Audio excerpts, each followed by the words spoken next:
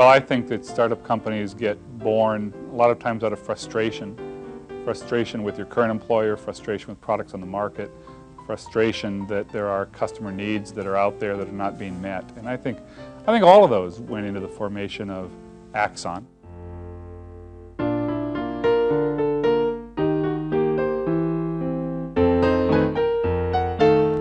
From a handful of frustrated entrepreneurs to a successful multinational concern, how does a company grow from tiny startup offices into a grand headquarters with a conference table that costs more than many waterfront homes?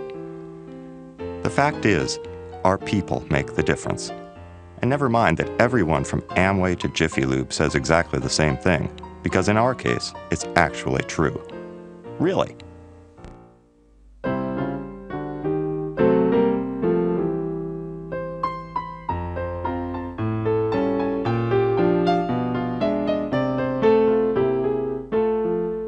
For the Beatles, it was Liverpool's Cavern Club. For Brando, the Strasbourg Workshop in New York. For Wolfgang Puck, the Zurich Burger King? All modest venues that belied the stunning successes that were to inevitably follow. It is the Visio story as well, because a decade ago, here, in the patchouli-scented hamlet of Fremont, a new beginning began being begun. And there was a frustration, I think, that we shared on the fact that graphic software was not easy enough to use by everyday business people. And that became the motivation for the area we focused on, what we ended up calling drag and drop drawing, drawing for everyday business users. No, I'm not sure there was excitement in having my own thing. It was kind of a lifeline. I'd never not had a job, so I felt like I needed to have one. And nobody's going to hire me, so I better, form a company. Timing is really important. And the timing of Visio was actually very important and planned. And we very quickly got back to this idea of, let's take a drawing to the masses, I guess you would say. Because at Aldous, we'd been really successful at getting drawing into the corporate art department on a computer. And what we were trying to do is essentially take it the next level and get it out of the art department and more broadly deployed. And we saw a great opportunity to do that. We knew that there wasn't a good graphics program on the platform. We had a great opening. Well, that was our entree, I guess you would say, and we went for it. Jeremy and I recruited them and offered them generous stock options.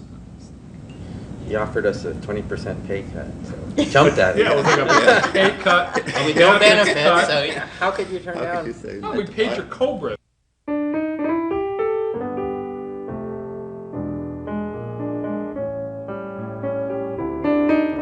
Axon? Yeah. I think I looked in the dictionary. I looked in the A section because I wanted something that was near the beginning of the alphabet. It's a real word. It's some kind of neuron in the brain, one of the things going on in our brain, and he just picked it out of the dictionary and incorporated it that way. Talk about shapewear. Where'd that one come from? Axon had a trademark conflict. Internet. And yeah, somewhere, yeah. But shapewear had already passed trademark, and we're kind of down to needing to do something to print the box for Visio 1. So Jeremy just said, do it as shapewear. And then there were the times when people used to call up when we were shapewear. And people would call up asking about bras. We were in the Westlake office tower. Right across the street was the Bon Marché. The week after that happened, they posted these big banners hanging down the side of their building that was informing everybody about their shapewear sale for ladies' lingerie. Visio, the company name, came from a desire to change it from shapewear to something less bad. That would have to be ship day. The first day we shipped the product was, that one's indelible. That's the best change. The best change is really shipping product and having that product be accepted by customers, having that product be successful. That's the best change. The best thing is probably how successful Visio became, that the products have done really well. I think probably the most fun I've ever had and project that I worked on had to be crime scenes. Westlake Center. Visio, then known as Shapewear, hits the downtown core. real offices, showers, and shopping just an elevator ride away. Well, we knew we were going to do an IPO the day we took venture money. The IPO was wonderful fun, just seeing the company, seeing everyone prepare to go public, getting ready for the road show. But it's 3 weeks of jam-packed meetings, doing the same pitch over and over again. It can be very tiring, but it's also exciting. And a bunch of people went up to the cloud room. So I think people were very excited. I mean, I think for the people that had been at Visio for a couple years or more already, this was a huge milestone and a huge accomplishment. And we're all up there, we're having drinks, and all of a sudden someone looks over and says, "Hey, isn't that Slash from Guns N' Roses?" I never doubted that the IPO was going to happen. So everybody lines up and they go and to get Slash's autograph, and it was the night that we went public, so we were all pretty happy. And so Slash had these kind words to Visio.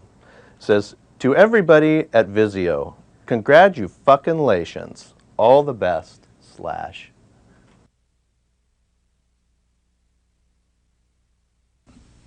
Well, 5 for 95 was a channel promotion of Visio, probably 4.0, right at the time when Windows 95 came out, along with 4 other products that marginally or tangentially had something to do with Windows 95. That's a good one to remember, how stupid you can really be. It's one of the biggest boxes you'll ever see. This is probably a collector's item. We manufactured 30,000 of them and sold them all, and the channel wanted more, and I think 29,700 of them probably came back to us. It was just... The roof collapsed because of rain, sort of like today, and 6,000 units were destroyed. And of course we were frantic and thought that that was going to affect sales, but it turns out that those were probably the easiest disposed of 6,000 units so far for 95.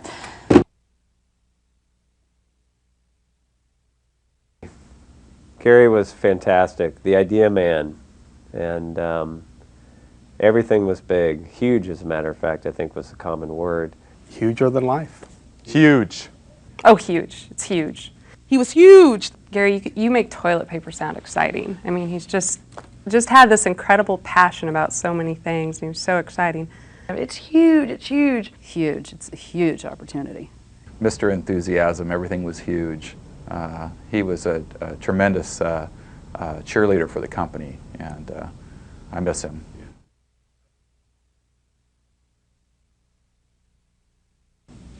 At the time, I was working with the interns, and one of the groups, the QA group, really liked to initiate their interns into their department. For some reason, interns have just been tortured since they've been here at Visio.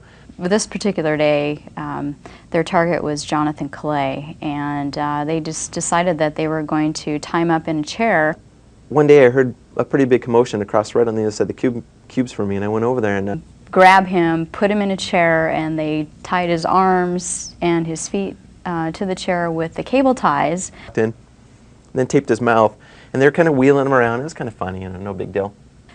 Tied him pretty tight, and they also put earphones on him. I'm not sure if they actually had something for him to listen to. And they wheeled him around the office, and that kind of got to be no fun real quick, so they took him, and I was kind of following along. They took him, and they brought him out to the elevators. We're on the 17th floor.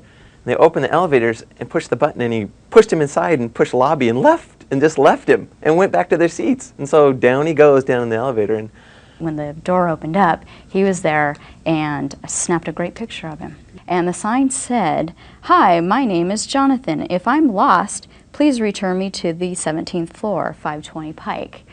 There's his poor kid sitting there taped up, you know, gagged and tied, and wheeled him back to us and like, you know, take care of this. So F&O planned a party that was this tattoo parlor theme.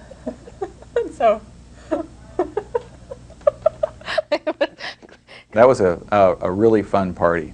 I don't know, I was on an airplane and I saw one of those advertisements in the back of one of the airline magazines about, you know, make your own tattoos, press-on tattoos, and I came back and said, you know, we got to order like 1,000 of these and have a party. So we just dug up all of this. I don't know where we ended up getting it all, but from all over you know, biker type clothes. me and Gary were dressed as bikers, and Tim and Marty were dressed as hippies, and we burned incense, and we applied tattoos to people. And we had this one like little leather like hat thing that had studs on it and stuff. And that Gary was going to wear it. It was small though, so it kind of had to fit sort of atop his head, not sort of down. I mean, some of them were kind of scary, and they had little wood burning sets and things that really made you think twice before you sat down to get your tattoo. But that's the party at which Bruno got tattooed by Jeremy. He raised a few eyebrows when he did that. The most interesting thing was where people wanted their tattoo applied. We had our limits, of course, but that was a fun party.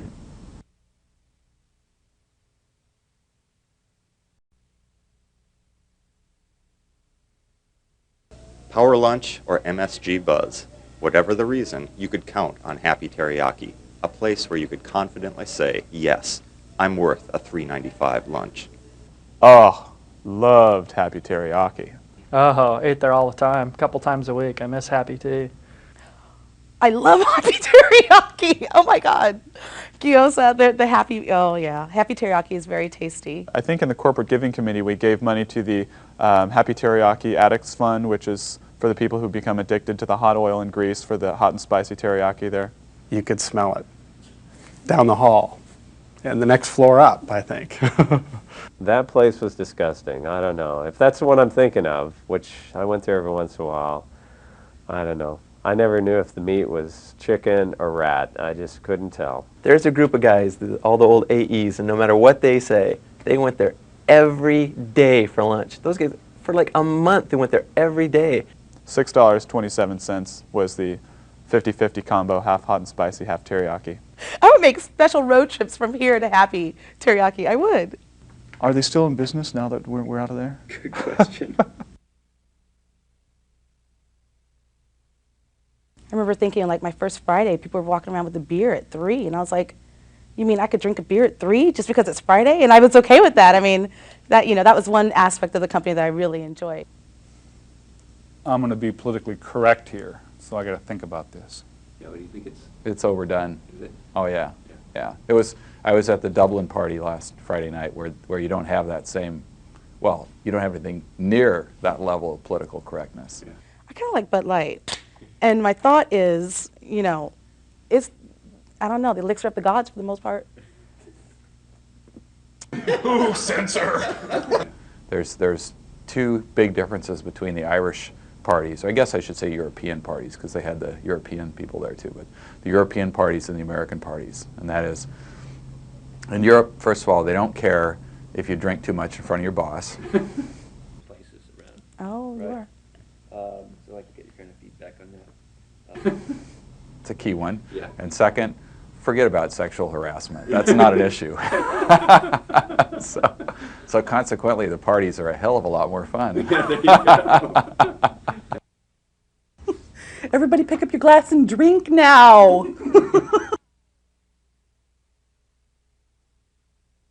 Well, basically, I got this email that said, help a Kosovo refugee. And the first thing I saw in the little Outlook preview was, you should forward this to your corporate giving committee. And so I did, without even thinking about it. So I left, went to a meeting, went to another meeting, came back 2 hours after I sent it, and I could tell that a lot of people had replied to my message. And one of the messages said, hey Brady, I thought this was pretty funny. Bet most people won't find it funny though, and ... And I was thinking, well, now that's interesting. So I opened it up, and I didn't realize there was an attachment at the bottom, and it said Kosovo twins. And so I opened it up, and it was a couple of nude women on the beach in suggestive poses, and I realized I had just forwarded that to the corporate giving committee. Well, Jeremy's a lot of fun. He's pretty laid back, and he kind of lets you, do what you want to do. People who understand technology well, understand customer needs, and are able to marry the two and create a successful commercial business out of it.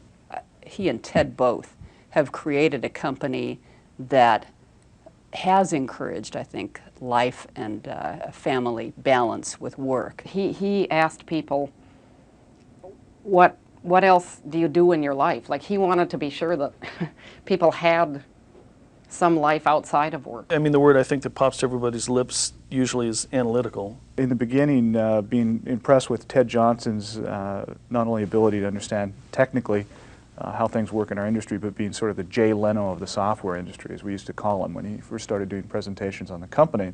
If I look back on things that I did in high school that affected where I am today, it was probably shop class when I took drafting and acting in school plays. That's sort of the whole thing of it. Whatever I learned in computer science had no bearing on it whatsoever. So Jeremy adds a sense of calm to a lot of these crazy world decisions that we have to make. And his perspective and his business acumen, I think, are very enlightening for a lot of people. He always said to me, I like to surround myself with characters.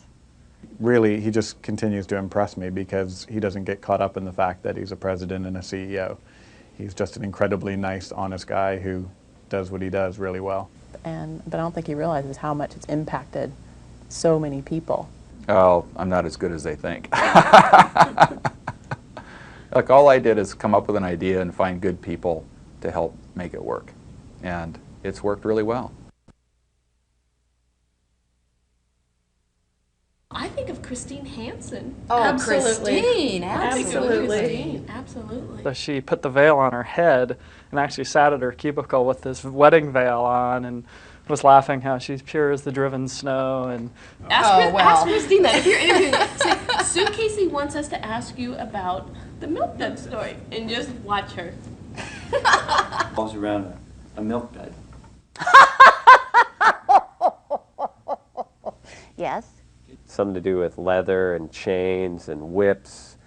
She had this trench coat on, and I don't know, it was pretty amazing to see her. I think she actually flashed Jeremy, as I recall, at one point. And then with Karen Easterbrook, who is brilliant, as you know, when I was interviewing her, she was telling me about the movie IQ.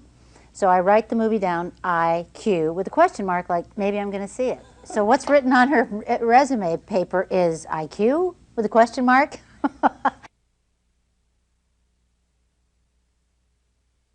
Everybody seems to think they know the story, so yeah. What is the story? The story is I had just gotten certified for a single-engine seaplane. I was on my third flight and coming back into Kenmore to land, and as I set up for the landing, a boat cruised out into the landing area. I'll see this guy forever. He was laying back in his seat with his feet on the steering wheel at idle speed, drinking a beer. And I decided I would just stretch the landing and land on the other side of him. So I did that, but then as I got over the top of him and set up for landing, I realized I was uncomfortably close to the shore. And so I did what I'd been trained in land planes, which is if you're ever uncomfortable with a landing, full power, go around, do it again. And I did that. Unfortunately, there's something about seaplanes that is different from land planes, and that is they don't land at airports. They land on lakes. And why do lakes end? Because the terrain starts rising. Airports don't have this problem. So I couldn't outclimb the terrain. I went through first a telephone or power line, then was headed straight for the deck of this restaurant. And as I got right up close to it, I just pulled up, kind of horsed the plane over the top, went through a satellite dish, stalled, dropped on the highway behind, and was hit by a car doing 40 miles an hour. So that was kind of exciting. Monorail Espresso. This site is somewhat symbolic because, like the espresso machine itself, a bubbling cauldron of frothy, foamy, frothy, bubbly, you know, a metaphor for success. The best. There's no better espresso place in the world. Oh, best Americano in town. Miss them. And they hug you. You know, you come up, you see them, and they give you a hug. Well, the guy at Monorail Espresso, every time I go there for coffee, always picks me up and swings me around. Now that's a memorable experience. Could you say that they drank more coffee than your normal customers? To the extent that you say that they're normal, sure, yes, they did. And the people that work there, they're adult, like they're not, you know, so often at espresso places there's kids, but these are like they're old, and so it's just it's a wonderful place. And the guys are really cool. They're really nice guys. So everybody would hang out there a lot. I used to see an awful lot of our employees standing out there waiting in line, but so it was a real productivity killer. Right. But